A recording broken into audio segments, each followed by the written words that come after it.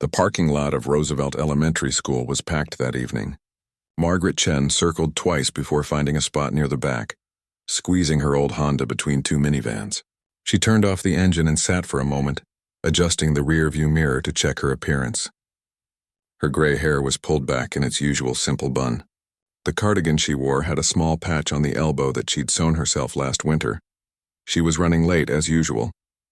The bus from Chinatown had taken longer than expected, and then she'd gotten turned around looking for parking. Through the windshield, she could see parents streaming into the building, many of them dressed up like they were attending something important. Margaret looked down at her plain black slacks and comfortable shoes. Well, she thought, too late to worry about that now. Inside, the hallway buzzed with excitement. Kids in costumes rushed past her. A group of boys carried what looked like cardboard robots. Two girls in matching dance outfits practiced their steps near the water fountain. Parents held up phones, already recording. Margaret pressed herself against the wall to let a father carrying a cello case squeeze by. "Excuse me, are you here for the talent show?" A young woman with a clipboard appeared in front of her, looking stressed and slightly frantic. "Yes, I'm Margaret. I volunteered to help with the piano." The woman's face went blank for a second. Then she glanced at her clipboard. "Oh, right. You're the accompanist volunteer. I'm Miss Rodriguez, the music teacher." She tucked a strand of hair behind her ear and gave Margaret a quick once-over. "Have you had a chance to look at the music sheets I emailed?" Margaret nodded. "Yes, I printed them out. They're quite simple. Perfect because, honestly, we just need someone to play the basic melodies. Nothing fancy." Miss Rodriguez was already walking away, waving for Margaret to follow. "The piano's backstage. You can warm up there if you need to, but we're starting in 15 minutes, so..." They pushed through the double doors into the auditorium. It was already half full, with more people filing in. The stage had been decorated with streamers and a big banner that read, "Spring Talent Showcase." Margaret could see the piano off to the side, partially hidden behind a curtain. Backstage was chaos. Children everywhere, some crying, some laughing too loud, all of them buzzing with nervous energy. A boy was throwing up in a trash can while his mother rubbed his back. Another kid had forgotten his tap shoes and was near tears. Miss Rodriguez disappeared into the crowd, immediately pulled in 3 different directions by anxious parents. Margaret made her way to the piano and sat down on the bench. It was a decent instrument, a Yamaha Grand that had seen better days. She ran her fingers lightly over the keys without pressing down, feeling the familiar smoothness. How long had it been since she'd played a real piano? Her grandson had an old upright at home, but she rarely touched it. Maybe once or twice when she was alone in the house. "Are you the piano lady?" A small girl appeared beside her wearing a sparkly leotard. "I suppose I am," Margaret said with a smile. "Can you play anything good?" "Last year the piano person could only play boring stuff," Margaret chuckled. "I'll do my best not to bore you." The girl skipped away and Margaret opened her folder of sheet music. Simple melodies, just as Miss Rodriguez had said. "Twinkle, Twinkle, Little Star" for the kindergarten singers. "You Are My Sunshine" for a group performance. A basic classical piece she didn't recognize for some flute players. Nothing challenging. Nothing that required much thought. She could play these pieces in her sleep. "Attention, everyone." Miss Rodriguez's voice rang out. 5 minutes until curtain. First performers, get ready." The backstage area somehow got even more chaotic. Margaret stayed at the piano out of the way. She watched a mother frantically applying more lipstick to her daughter's already painted face. A father was giving his son a pep talk that seemed to be making the boy more nervous. Teachers rushed around with last-minute adjustments to costumes and props. Through a gap in the curtain, Margaret could see the auditorium was now completely full. Every seat taken, people standing along the walls. The lights dimmed and the crowd noise lowered to an expectant murmur. Miss Rodriguez stepped onto the stage and the audience erupted in applause. "Welcome everyone to our Spring Talent Showcase." Her voice was bright and enthusiastic, though Margaret could see the tension in her shoulders. "We have an amazing lineup of performances tonight from our incredible students. Let's give them all the support they deserve." More applause. Then the first act began, a magic show by 2 third-graders that involved a lot of dropped cards and nervous giggling. The audience loved it anyway, cheering and clapping. Margaret could hear the warmth in their laughter. She played for the kindergarten singers, keeping the tempo steady as 20 tiny voices sang about stars. She accompanied the flute trio, which went reasonably well despite one boy starting a measure too early. Between acts, she sat quietly at the piano while jugglers and dancers and comedy skits filled the stage. Mrs. Chen? Miss Rodriguez appeared during one of the breaks, looking even more frazzled than before. I have a huge problem. Margaret looked up from her sheet music. Our regular accompanist for the finale was supposed to be here. She plays for the student orchestra piece, but she just texted she's stuck in traffic on the bridge, there's been an accident, she won't make it. Miss Rodriguez was practically wringing her hands. The orchestra is our big finale. 30 kids have been practicing for months. Is there any way you could fill in? Margaret hesitated. What's the piece? It's Vivaldi's Spring from the Four Seasons. But it's arranged, simplified for middle school level. Miss Rodriguez pulled out the sheet music from her folder and thrust it toward Margaret. I know this is a lot to ask. If you can't do it, I understand. We'll just have to cancel that performance, but these kids will be so disappointed. Margaret took the sheets and scanned them quickly. It was indeed a simplified arrangement, but more complex than anything else she'd played tonight. The accompaniment required precision, coordination with multiple instrument sections. It wasn't just simple melody anymore. I haven't rehearsed with them, Margaret said softly. I know. We had a quick rehearsal yesterday with Mrs. Patterson, but Miss Rodriguez looked like she might cry. Please, even if it's not perfect, at least the kids could perform. Around them, students were beginning to line up with their instruments. Violins, cellos, a flute section, clarinets. Margaret could see their excited faces, the careful way they held their instruments. Some looked nervous. Others couldn't stand still, bouncing on their toes. Okay, Margaret heard herself say. I'll do it. Thank you so much. Miss Rodriguez squeezed her hand before rushing off to organize the orchestra kids. Margaret looked down at the Vivaldi arrangement again. Her fingers suddenly felt cold. From the audience, she could hear parents chatting, laughing, completely unaware of the small crisis happening backstage. She glanced at the orchestra students lining up. They trusted her. They had no idea who she was, just an old volunteer lady filling in at the last minute. She closed her eyes for just a moment and took a deep breath. Then she turned back to the piano and began quietly reviewing the music, her fingers hovering over the keys, remembering.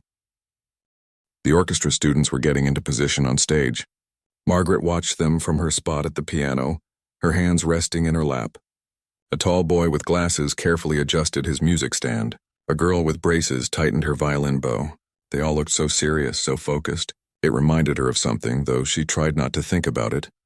Okay, everyone, settle down, Miss Rodriguez called out, clapping her hands. We only have a few minutes for a quick run-through before we perform. This is Mrs. Chen.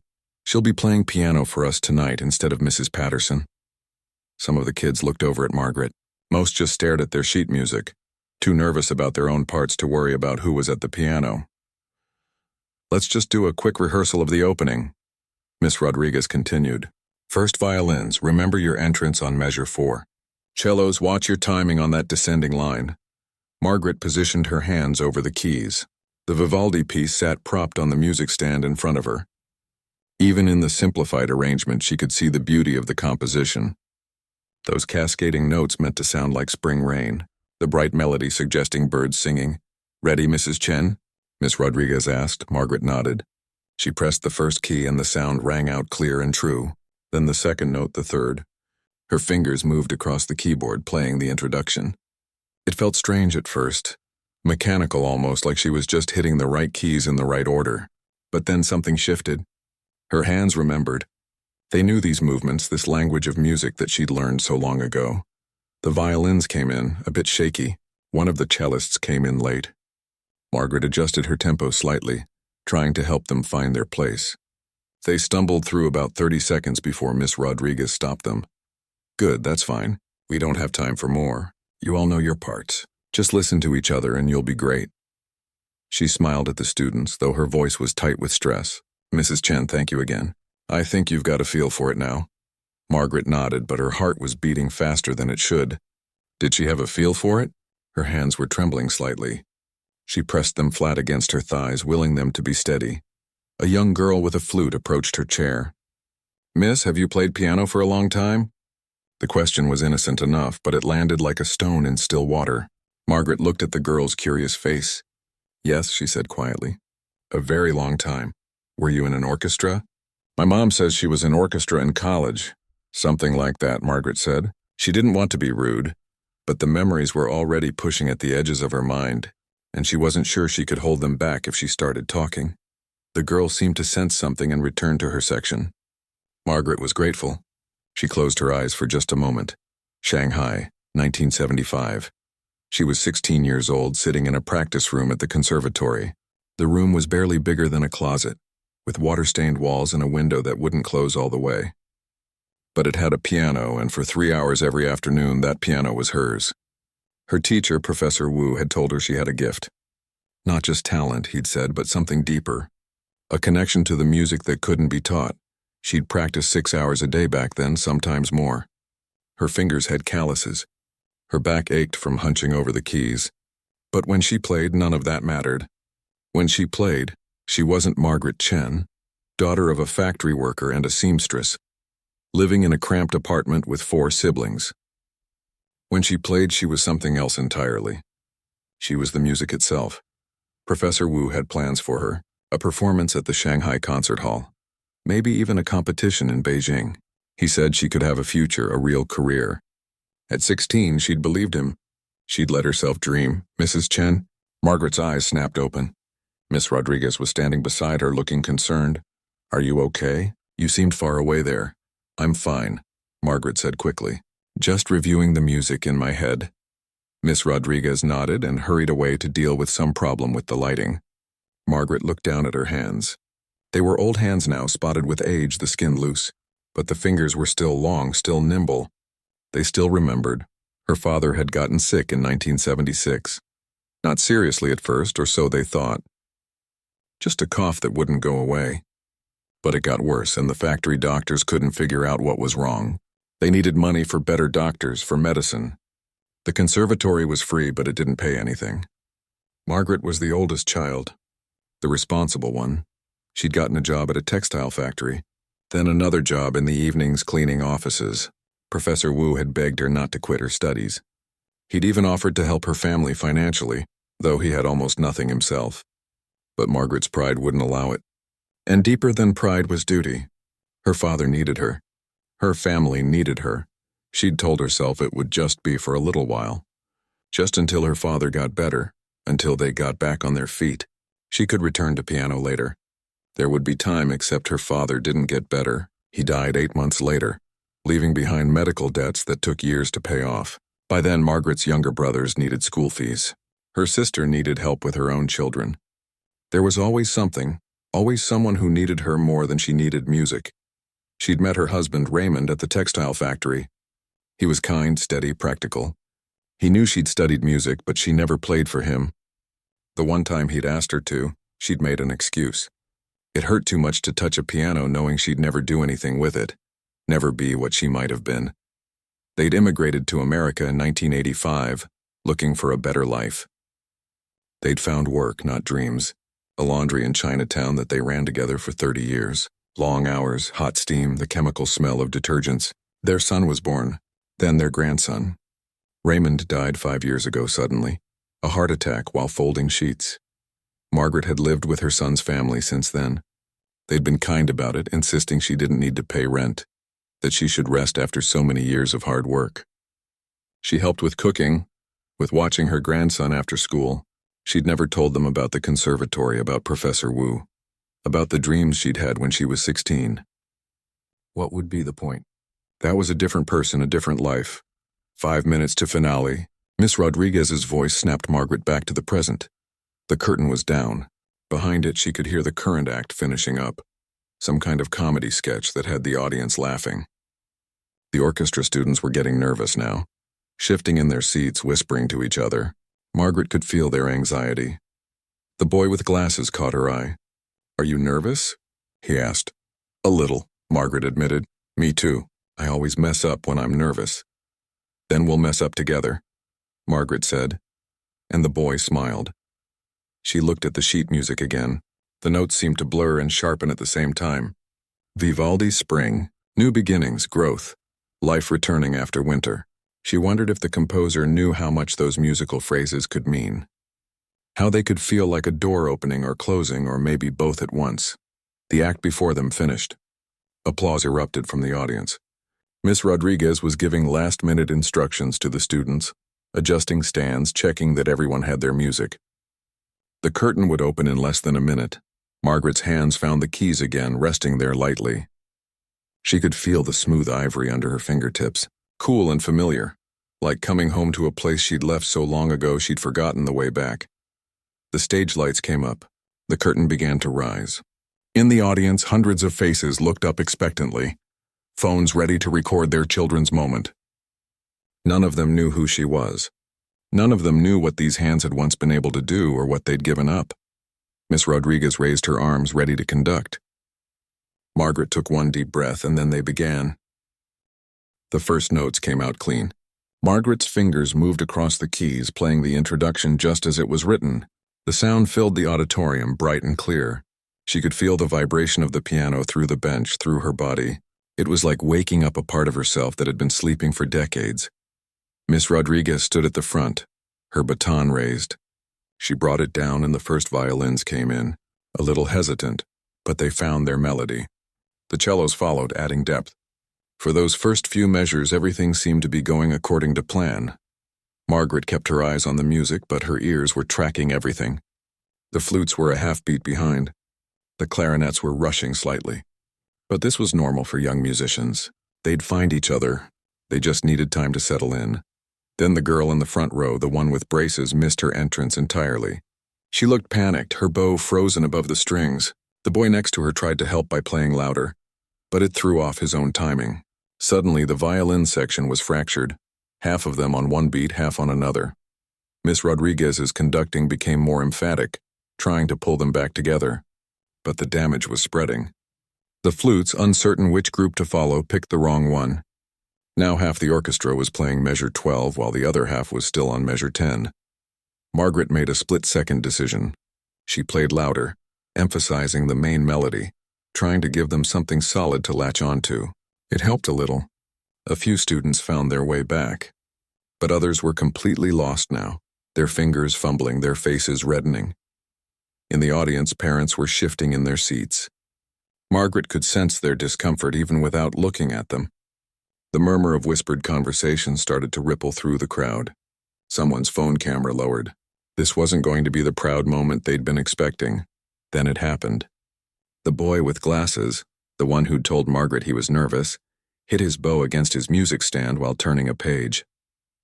The stand wobbled. He grabbed for it, but his violin was in the way. The stand crashed to the floor with a metallic clang that echoed through the auditorium. Sheet music scattered everywhere. The boy dropped to his knees, frantically trying to gather the pages, but they'd fallen in the wrong order. He looked up at Miss Rodriguez, his face crumpling, tears already forming. Two other students stopped playing to help him. Now there was a visible gap in the orchestra, a hole where the second violins should have been. Miss Rodriguez's baton wavered. She kept conducting, but Margaret could see the defeat creeping into her posture. This performance was falling apart, and there was nothing anyone could do to save it. The music limped forward. Students who'd been confident minutes ago were now second-guessing every note. You could hear it in their playing, the uncertainty, the fear of making another mistake. Some were barely touching their instruments anymore, just pretending to play while making almost no sound at all. Margaret's hands kept moving, playing the accompaniment as written, but inside her mind was racing. These children had practiced for months. She thought about what Miss Rodriguez had said backstage. They'd worked so hard for this moment, and now it was crumbling in front of hundreds of people, in front of their parents, their friends, their teachers. She saw the girl with braces had stopped playing entirely. She was crying silently, her shoulders shaking. Another girl reached over to squeeze her hand, but she'd also stopped playing to do it. The cellos were trying to hold things together, but they were just 5 kids against chaos. It wasn't enough. Then came the sound that made everything worse, a sharp snap like a small firecracker. One of the violinists in the back row had broken a string. The girl stared at her instrument in horror as the string curled up like a dying snake. She looked at Miss Rodriguez, her mouth open in a silent question about what to do, but Miss Rodriguez was frozen now. Her baton held mid-air, seemingly unable to decide whether to stop the performance or push through. The broken string was the final crack in the dam. Students started looking at each other instead of their music. Some kept playing out of sheer stubbornness, but they were no longer together. It wasn't an orchestra anymore. It was just individuals making disconnected sounds that happened to be in the same room. Margaret could feel her chest tightening. This wasn't just bad. This was the kind of disaster that kids would remember for years. The kind of moment that might make some of them never want to pick up their instrument again. She'd seen it before back at the conservatory. A public failure at the wrong time could kill a young musician's confidence forever. Her fingers continued playing the written accompaniment. But it felt wrong now. Pointless. She was just providing background noise to a catastrophe. The notes on the page in front of her suddenly seemed like prison bars, trapping her in someone else's version of what this music should be. In the audience, she heard a child ask loudly, "Mommy, why did it stop sounding good?" A parent shushed them, but the damage was done. More whispers. More phones going down. The boy who'd dropped his music stand was still on the floor, no longer even trying to gather his papers. He'd just given up. Something stirred in Margaret's chest. It felt like anger, but not quite. More like defiance. She looked at these children, really looked at them. They weren't professional musicians. They were just kids who loved music enough to spend months learning a difficult piece. They'd been brave enough to stand up here. They deserved better than this. Miss Rodriguez had lowered her baton completely. She was just standing there, her face pale, clearly trying to figure out how to end this gracefully. Should she stop them? Let them finish? Apologize to the audience? Margaret could see the calculations happening behind her eyes. But Margaret wasn't calculating anymore. She was feeling. And what she felt was that these children needed something right now. Not the piece as it was written. Not a perfect performance. They needed to be rescued. They needed someone to show them that when everything falls apart, you don't just give up. You find another way. Her hands were still playing, still following the sheet music, but her mind had already made a decision. It was reckless. It was probably foolish. Miss Rodriguez might be furious. The parents might think she'd lost her mind. But Margaret had spent 50 years playing it safe, doing what was expected, keeping her head down and her dreams locked away. Not tonight. She finished the phrase she was playing, the one written on the page. Then instead of moving to the next measure, her right hand lifted and came down on a different key entirely. Not Vivaldi's note, her note. The sound rang out, unexpected and clear. A few students looked over at her, confused. Miss Rodriguez's head snapped around. But Margaret didn't stop. Her left hand joined in, adding harmony. Then she played another phrase and another. They were related to Vivaldi's melody, like cousins to the original notes, but they were going somewhere else. Somewhere the sheet music didn't go. She was improvising, taking the thread of the composition and weaving it into something new. The main theme was still there. You could hear it buried in what she was playing, but she was decorating it, expanding it, giving it room to breathe and grow. The orchestra had stopped playing entirely now. Even the stubborn cellists had lowered their bows. Everyone was staring at Margaret. The audience had gone quiet too.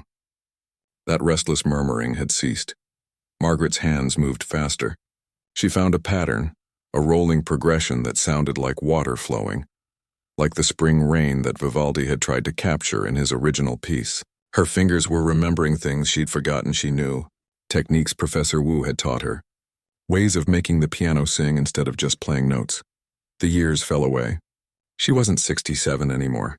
She wasn't the old woman in the patched cardigan. She was 16 again, in that tiny practice room with the broken window, playing like her life depended on it, playing like she had nothing to lose because she'd already lost everything. Miss Rodriguez had stepped back. She was no longer trying to conduct. She was just watching, her mouth slightly open. Margaret closed her eyes. She didn't need to see the keys anymore. Her hands knew where they were. They'd always known. She'd just been too afraid to let them remember. Too afraid of what it would mean to open that door again. But the door was open now, and she was walking through it. The music poured out of Margaret like water breaking through a dam. Her fingers danced across the keys, finding patterns and progressions she didn't know she still remembered. The melody twisted and turned, sometimes whispering soft as a breath, then surging with power that made the piano seem bigger than it was. She could hear gasps from the audience, but they sounded far away. She was somewhere else now, in a place where only the music existed. Her right hand played the melody while her left created a landscape underneath it.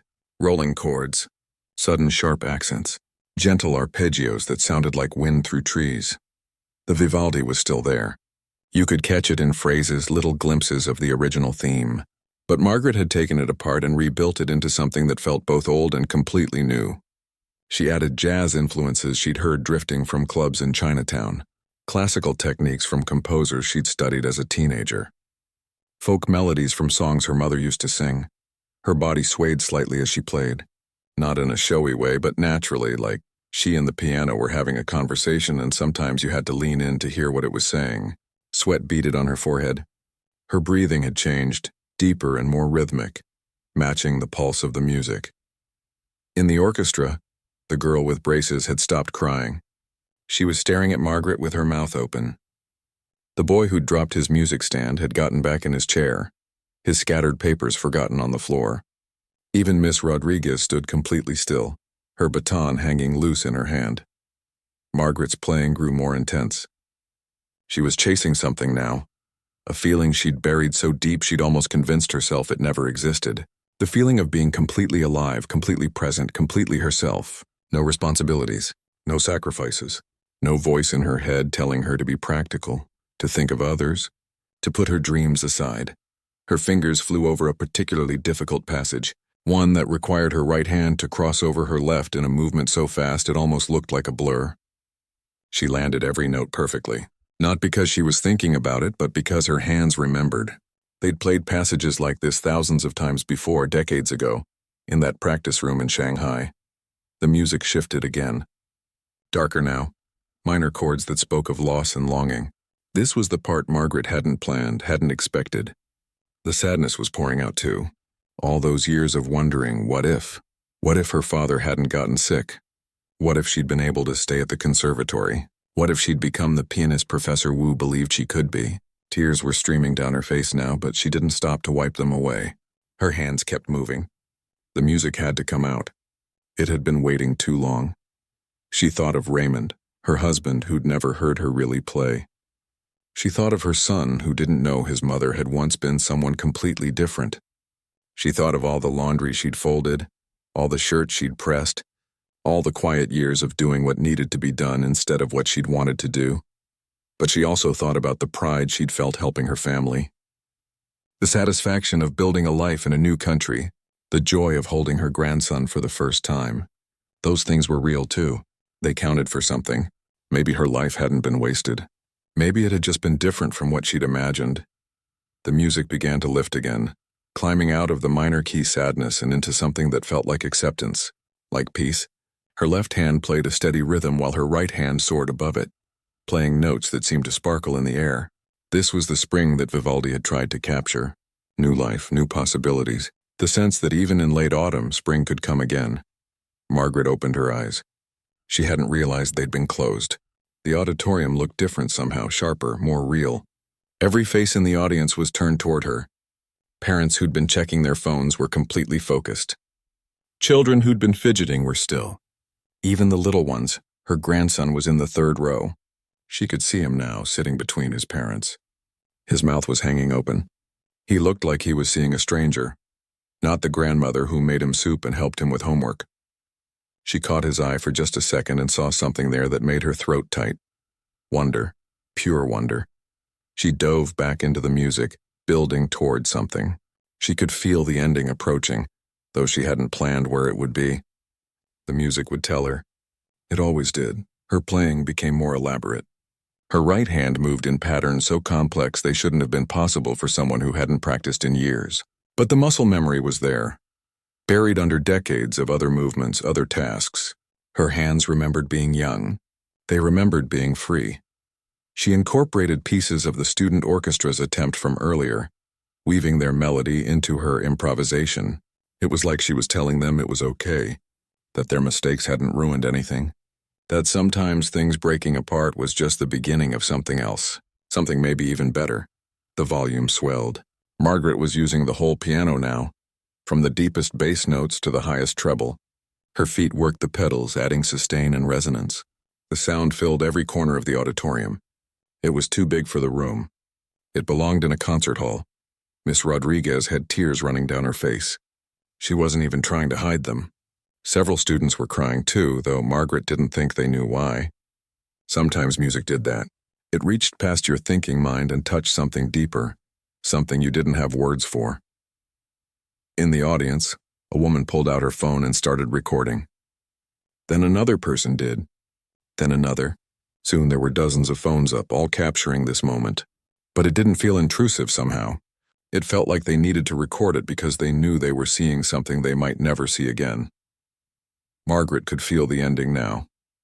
It was coming. 3 more phrases, 2 more. Her hands prepared for the final progression. She built the volume up one last time, higher and higher, the notes cascading over each other like a waterfall. Then she began to bring it down, softer, gentler, like the sun setting after a bright day. The last phrase was almost a whisper, just a simple version of Vivaldi's main theme, played straight and pure, a reminder of where they'd started before everything had gone wrong, and then become something else entirely. Her right hand played the final 3 notes, clear, deliberate, perfect. Then silence. Margaret's hands stayed on the keys for a moment, trembling. She could feel her heart pounding. Her breath came in short gasps. She was exhausted, wrung out like she'd run a marathon, but she also felt lighter than she had in years. Maybe decades. The silence stretched. 1 second, 2, 3. Then the auditorium exploded. People were on their feet before Margaret even registered what was happening. The applause was deafening, a wall of sound that seemed to shake the building. Parents were clapping and shouting. Students were cheering. Someone whistled. Several someones. Margaret looked up, stunned. She'd forgotten there was an audience. For those 5 or 6 minutes, it had just been her and the piano. But now she was back in the real world, and the real world was going crazy. The orchestra students rushed toward her. The girl with braces got there first, throwing her arms around Margaret's shoulders. "That was amazing," she shouted over the applause. "That was the most amazing thing I've ever heard." Other students crowded around, all talking at once.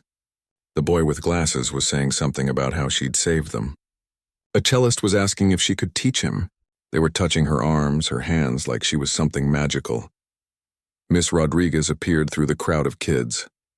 Her mascara had run down her face in black streaks, but she was smiling wider than Margaret had seen all night. She didn't say anything. She just pulled Margaret into a tight hug and held her there while the applause continued to thunder around them. Margaret hugged her back.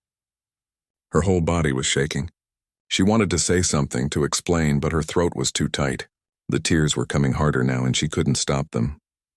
Didn't want to stop them. Over Miss Rodriguez's shoulder, Margaret could see her grandson pushing through the crowd toward the stage. Her son and daughter-in-law were right behind him.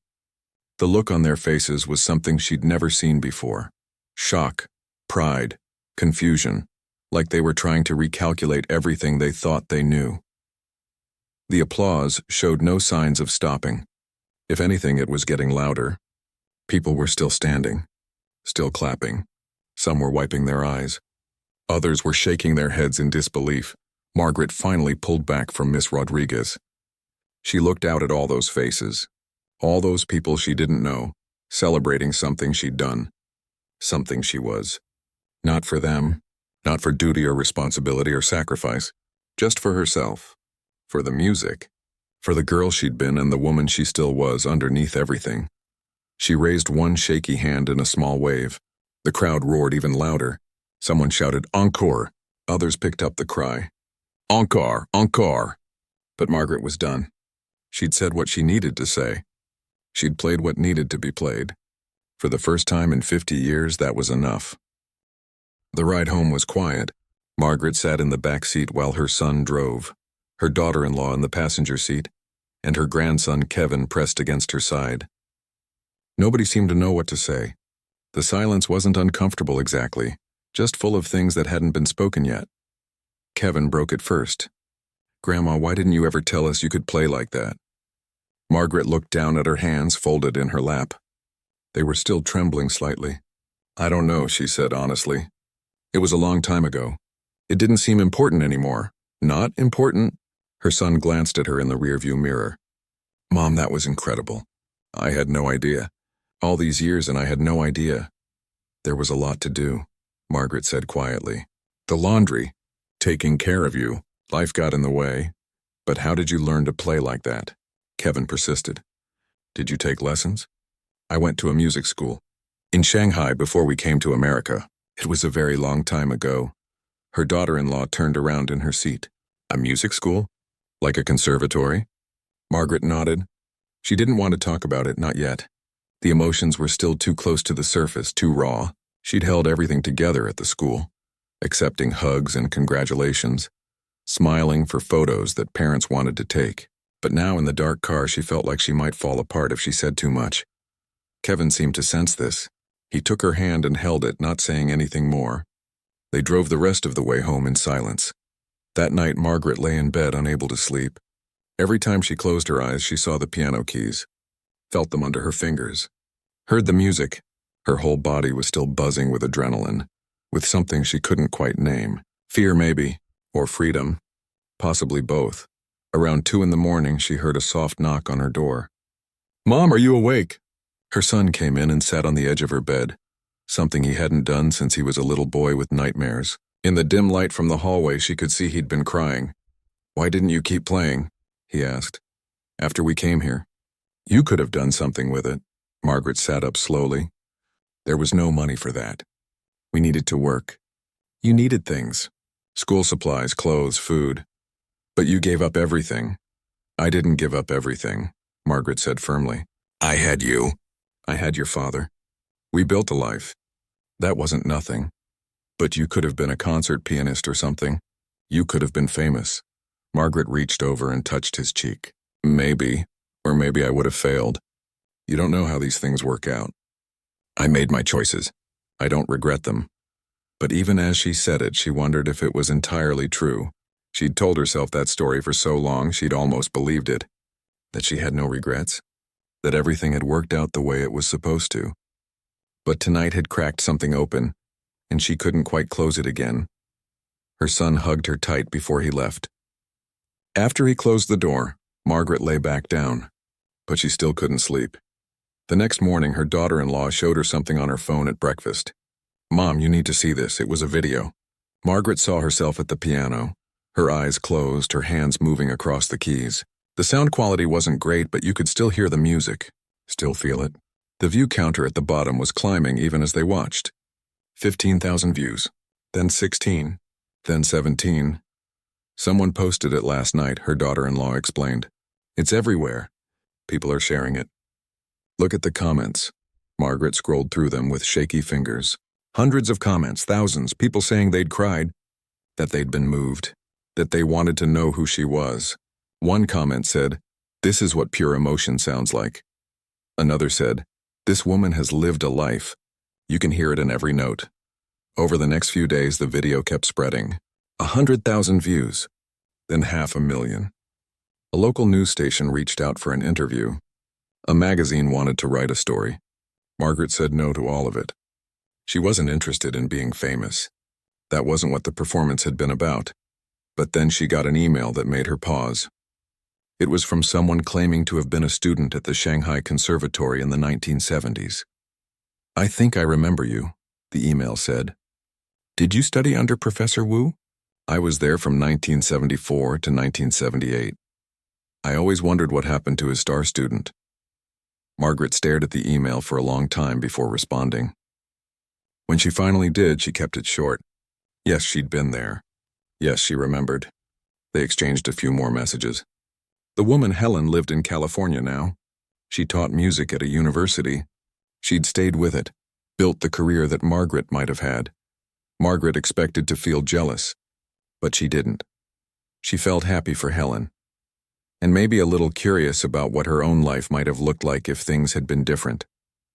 But only curious, not bitter. The bigger change came from somewhere unexpected.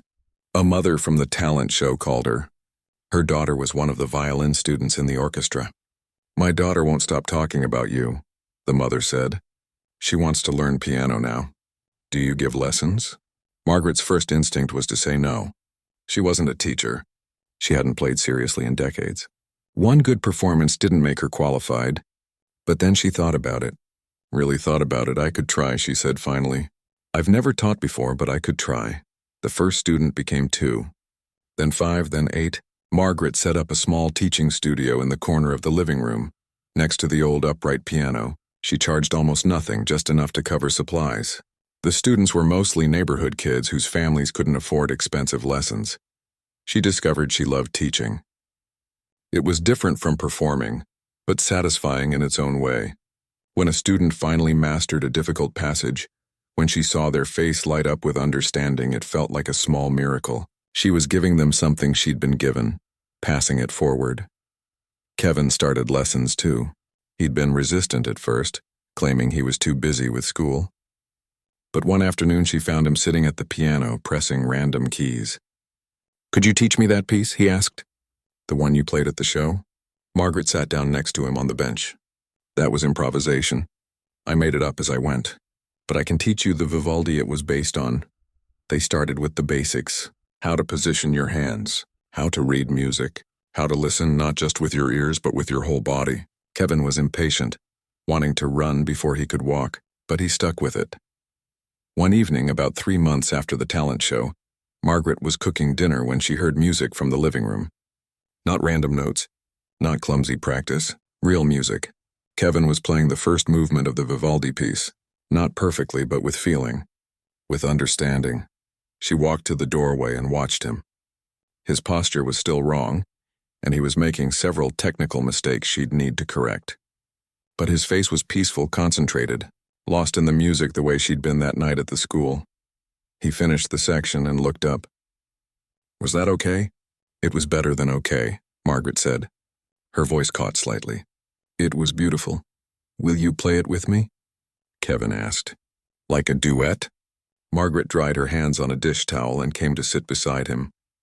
She hadn't played much since the talent show, just scales sometimes, exercises to keep her fingers nimble for teaching. But now, with Kevin watching her expectantly, she placed her hands on the keys. They played together. Kevin handled the main melody while Margaret improvised a harmony around it. Sometimes he lost his place and she'd slow down, waiting for him to find it again. Sometimes she'd play something complicated and he'd stop completely to watch her fingers, amazed. When they finished, her son was standing in the doorway with his phone out. He'd recorded the whole thing. "I'm not posting this anywhere," he said quickly, seeing Margaret's expression. "This one is just for us." That night, after everyone had gone to bed, Margaret sat at the piano alone. She played quietly, just for herself. No audience, no pressure. Just her and the music that had been waiting inside her for so long. She played pieces she'd learned as a teenager. Songs her mother used to sing. Melodies that Kevin had been practicing. She mixed them all together, letting them flow into each other, creating something that was hers alone. Through the window, she could see the lights of the city. Somewhere out there were the students she was teaching. Somewhere was the auditorium where everything had changed. Somewhere was the girl she'd been, the woman she'd become, the life she'd lived. She'd spent so many years believing her story was finished, that the important chapters had been written decades ago in Shanghai, and everything after was just epilogue. But maybe that wasn't true. Maybe there were still pages left. Maybe it was never too late to pick up a thread you'd dropped and see where it led. Her fingers found a new melody, one she'd never played before. She followed it, curious about where it would go. The notes rose and fell, sad and happy at once, like most true things in life. She played until her hands were tired and the sky outside began to lighten with the first hint of dawn. Then she closed the piano lid gently, the way you'd close a book you plan to open again tomorrow. And the day after that. And the day after that. For however many days she had left, the music would be there waiting. She wouldn't let it go quiet again. She'd spent 50 years being quiet. That was long enough.